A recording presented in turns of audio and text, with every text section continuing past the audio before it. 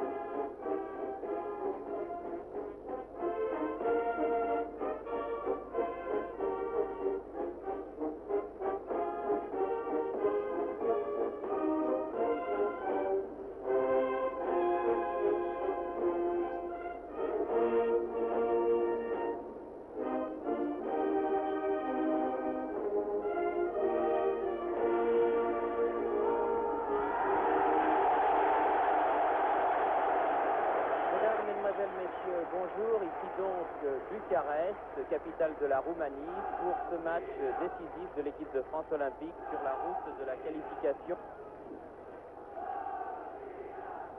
La française se trouvait à l'origine dans un groupe extrêmement difficile avec les Pays-Bas et la Roumanie, et qu'à la surprise générale, il faut bien le dire, pour leur premier match, les Français avaient été gagnés aux Pays-Bas 3-2.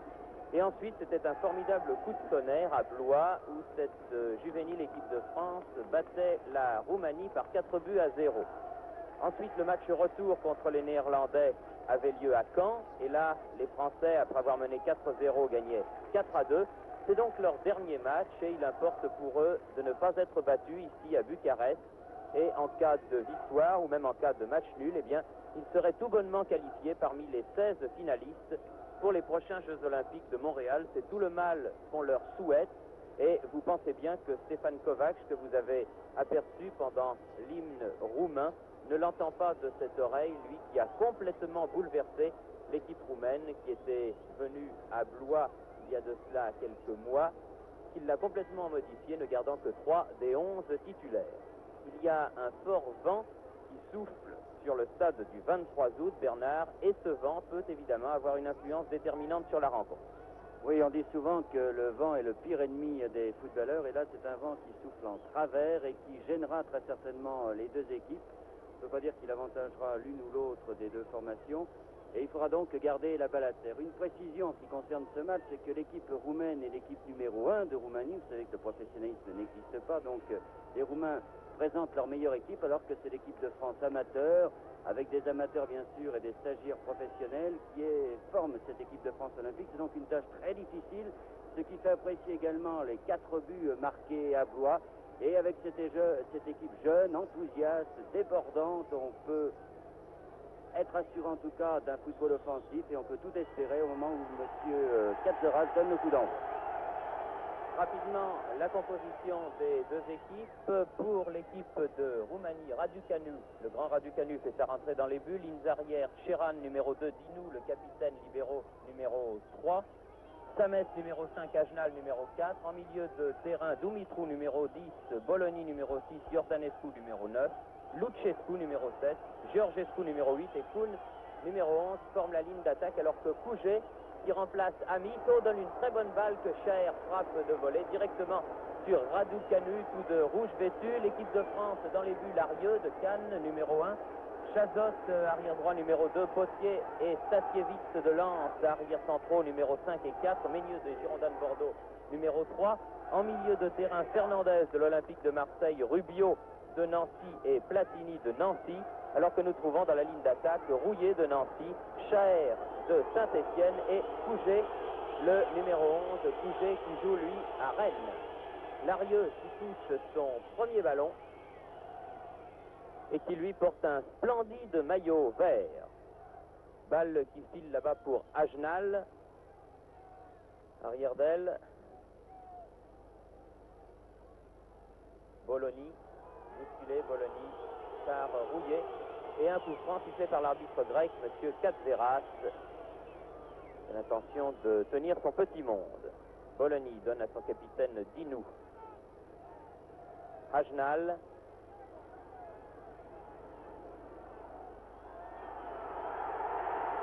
sortie de Larieux et avertit ses partenaires. Rubio. Contrôle raté, mais ça n'est pas grave, c'est un excellent joueur. Rubio. Kuhn fait la remise en jeu pour la Roumanie. Bien joué Dumitru. Bologna ou Couget. Couget qui a le dernier mot. Chaher, balle en profondeur pour le petit Rouillet, par lequel peut venir le danger. Rouillet qui est aux prises avec Stammes. Rouillet qui centre directement sur le but de Raducanu. Diable rouge, Raducanu, il est immense. C'est assez impressionnant de le voir dans son pullover et sa culotte rouge. Dumitru. Pour Kuhn en profondeur, attention à la limite sortie. Ah, il m'a semblé que ce ballon était sorti de peu, mais il était sorti. De toute façon, les Français ont pu se dégager par le grand potier. Et par Platini. Platini, dont on reparlera cette semaine, puisqu'il effectuera ses débuts en équipe de France. Il donne une bonne balle pour Chaher, s'il arrive à temps, Chaher. Le contre lui est favorable. Bien joué en profondeur. Le petit Rouillet est là. Ouh, c'est dangereux tout ça. C'est très dangereux même. Et il faut que Raducanu qui reprenne à plusieurs fois pour maîtriser ce ballon. Un début de match très intéressant de cette jeune équipe de France. Oui, un début de match très prometteur. Borto, le patron de cette équipe de France, disait avant le match, nous ne fermons pas le jeu, il faut laisser jouer ces jeunes gens comme ils ont l'habitude de le faire. Vous voyez qu'ils jouent très très bien. C'est une équipe jeune, on vous l'a dit avant le coup d'envoi, c'est une équipe qui en veut terriblement, qui aime pratiquer un football offensif et qui le pratique très bien. Ils se sont montrés dangereux en diverses occasions. Et on peut comprendre pourquoi cette équipe de France avait battu à la surprise générale cette équipe roumaine par 4-0. Et au lieu de fermer le jeu, car on jouera très certainement pour le goal average, si les Français étaient battus par les Roumains, ça ne serait pas terminé. Il faudrait encore que les Roumains marquent beaucoup de buts hollandais, ce qui est possible. Vous voyez, oula, non, l'arbitre, M. Cadzeras, c'est dit que non. Je veux dire que là, le penalty n'était pas très très loin sur ce fauchage à proximité des 6 mètres français, tout en plein dans les 18 mètres, juste devant nous. Enfin, le Cadzeras n'a pas cité, c'est le principal. En tout cas, suivant cette équipe de France et suivant Platini, le jeune espoir du football français, que l'on verra très certainement, s'il n'est pas trop fatigué, samedi soir contre la Tchécoslovaquie au Parc des Princes. Il était bien placé, M. Cadzeras, là, sur cette intervention suspecte de Chazot sur Iordanescu. Iordanescu qui vient de frapper le ballon sur le bras de Fernandez. Et c'est un coup franc en faveur de l'équipe roumaine. Maillot jaune, culotte jaune. Iordanescu. Tir de Stammes à côté. Le premier tir roumain de ce début de match qui intervient après 5 minutes de jeu, très exactement, ici à Bucarest. Par un temps printanier, s'il n'y avait pas le vent, eh bien ma foi, ce serait une très douce et très bonne journée. Dis-nous. Pour Agenal, arrière d'aile. Ah, cette fois-ci la balle est hors.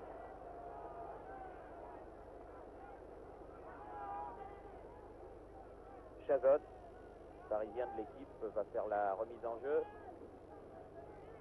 Pour Chaher. Dinou. Dumitru. Stasiewicz, le Lensois, capitaine de l'équipe de France olympique. Platini maintenant. Beaucoup de talent, Platini. Potier. Très grand, bien. Passe un peu imprécise.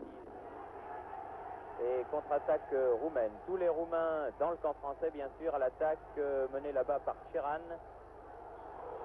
Et un coup de sifflet de l'arbitre pour une faute de Couget, le grand numéro 11, qui, vous le voyez, est à côté de l'arbitre, là, qui s'était replié. Et c'est un coup franc dangereux. On peut penser par exemple l'usage qu'un Larquet fait de ce genre de ballon. Attention à côté. Balle à effet, mais qui ne trompe pas le méridional Larieux.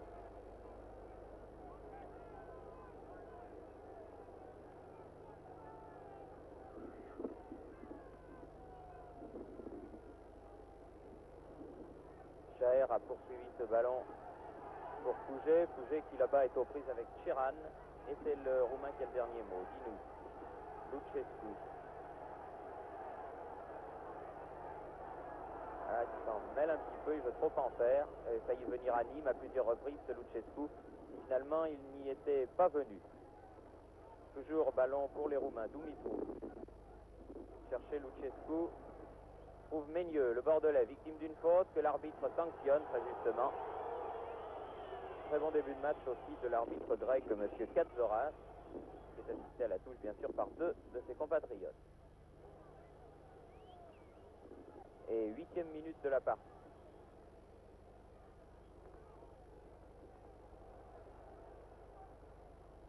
Platini. Finir avec la technique. Platini, hop. Meigneux, petit accro et perd le ballon, heureusement. Pour lui, Dumitru le pousse un peu fort. Difficile de dire pour qui est le vent, car c'est un vent qui coupe le terrain. J'aurais plutôt tendance, Bernard, à être plutôt contre l'équipe de France. Oui, plutôt contre l'équipe de France, une équipe de France qui a du mal, comme les Grecs du reste, comme les Roumains, à conserver ce ballon. Le vent est très très violent, de plus en plus violent. Bien sûr, en principe, il avantage l'équipe qui défend, mais les Français sont peut-être un peu faibles dans ce domaine. On a un peu peur de notre défense centrale qui est le point le moins fort de cette équipe. Par contre, la ligne d'attaque joue très très bien. Rouillé là au centre et c'était très juste. On peut dire que cette défense roumaine, Thierry, n'a pas l'air très sûre et que souvent les rouillés, les chers, arrivent à la mettre hors de position. Oui, d'autant plus que, nous vous le disions au début de ce reportage, il y a des nouveaux joueurs qui sont venus et c'est surtout la défense qui a fait les frais de l'opération puisqu'un seul des joueurs de Blois a été conservé, c'est Dinu, et encore il n'évolue pas à la même place. Kuhn, l'ailier gauche, ici aux prises avec Stasiewicz qui met en touche. Kuhn fait la remise en jeu.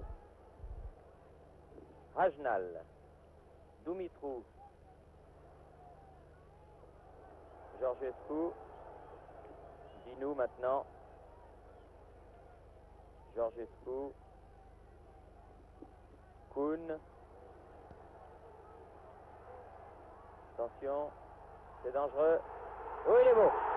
Très joli but réussi à bout portant par le numéro 6, le demi Bologna. Un très joli but sur ce centre de l'ailier gauche Kuhn. Marqué donc par Bologna à la 10e minute de la partie. Pas grand chose à dire, pas grand chose à faire. L'action était remarquablement conçue. Nous allons la revoir du reste. Centre de Kuhn, Georgescu et Bologna tout seul du pied gauche. Absolument rien à dire, bien joué. 10 minutes de jeu, donc 1-0 pour la Roumanie. Rien n'est perdu, bien sûr, mais enfin, il ne faut pas trop laisser les Roumains s'imposer et il faut surtout essayer de marquer un but.